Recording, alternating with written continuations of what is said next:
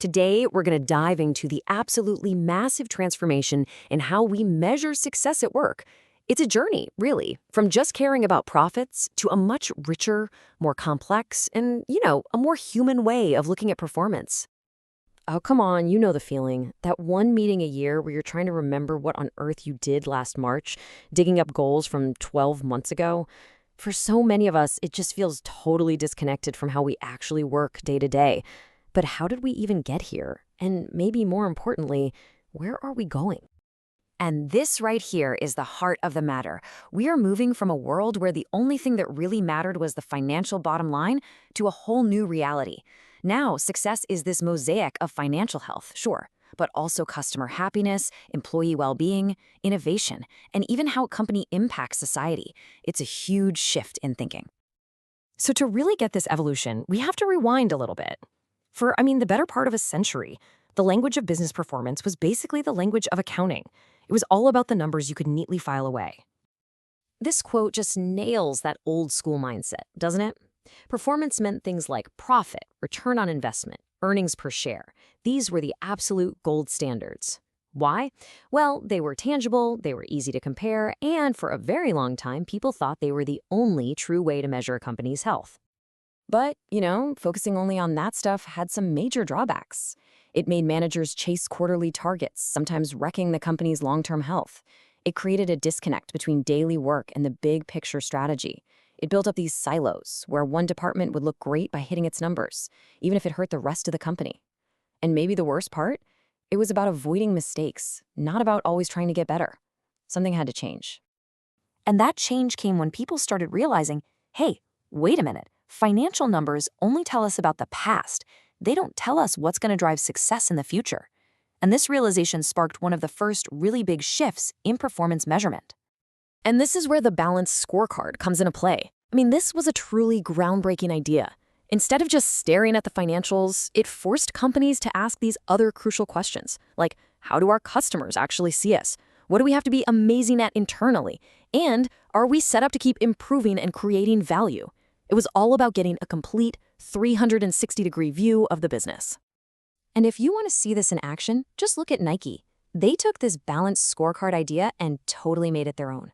They kept customer and financial, of course, but then they added things that were vital to their business. Product flow for that complex supply chain, process improvement for staying efficient, people for their internal culture, and sustainability to track their environmental footprint. It's just a perfect example of tweaking a framework to measure what really matters for you. Okay, so the balanced scorecard changed what we measure. But then a whole new force came along and completely rewrote the rules on how we measure it. We're talking about digitalization, big data, and artificial intelligence. This isn't just an evolution, it's a full-blown revolution.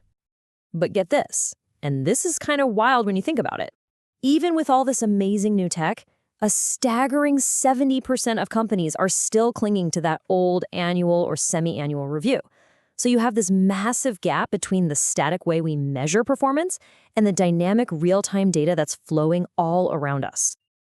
The contrast is just night and day. We're moving from this manual, static world of yearly reviews and a manager's subjective notes to an AI-driven dynamic world. Think about it.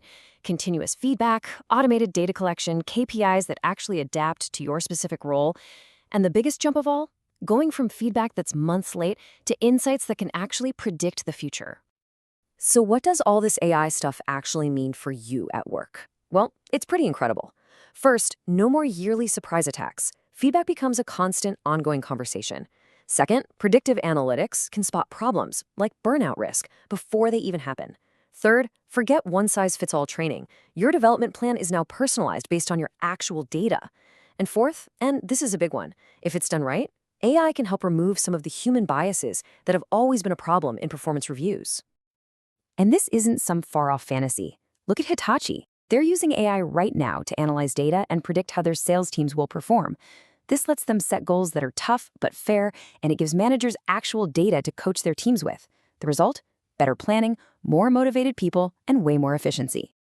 But this evolution, it doesn't just stop at the company's front door. The most modern way of thinking about performance looks outward at a company's impact on the entire world it operates in. It's all about people, planet, and profit. A really cool tool for this kind of thinking is the triple layer business model canvas. It takes the classic business model canvas that a lot of people know and literally adds 2 new layers on top, forcing a company to think about its performance on 3 integrated levels: economic, environmental, and social. Let's use Nespresso as a perfect case study here.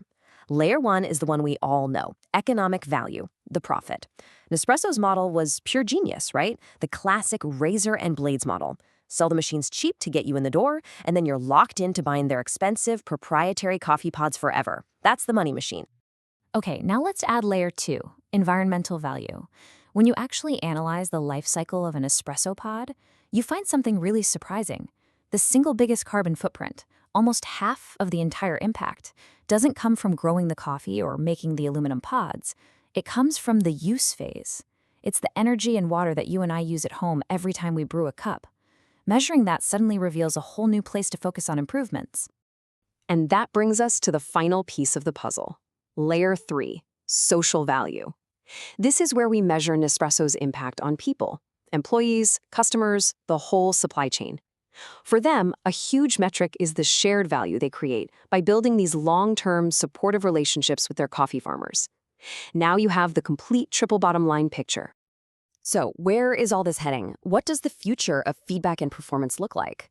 Well, it's about to get even more integrated into our work, more personalized, and way, way more powerful.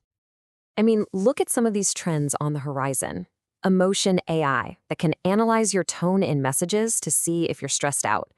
Virtual AI coaches giving you little nudges and feedback in real time. We're talking hyper-personalization, where your goals and development plans are tailored to you, right down to your behavioral data. And all of this is going to require new rules and new roles, like AI ethics officers, just to make sure these systems are fair. But of course, this powerful future comes with some pretty big ethical questions. For example, what if the AI is trained on biased data from the past? It could just make things even more unfair. All this monitoring raises huge privacy flags. And if you're being evaluated by some black box algorithm you don't understand, how can you trust it? And then, the ultimate question: when the AI messes up, who's to blame? These are the things we have to get right. Which leaves us with one final, and I think really important question to chew on. This whole evolution is giving us tools with incredible power. But as these systems get smarter and woven into everything we do at work, we have to ask ourselves, as AI watches our work, who is watching the AI?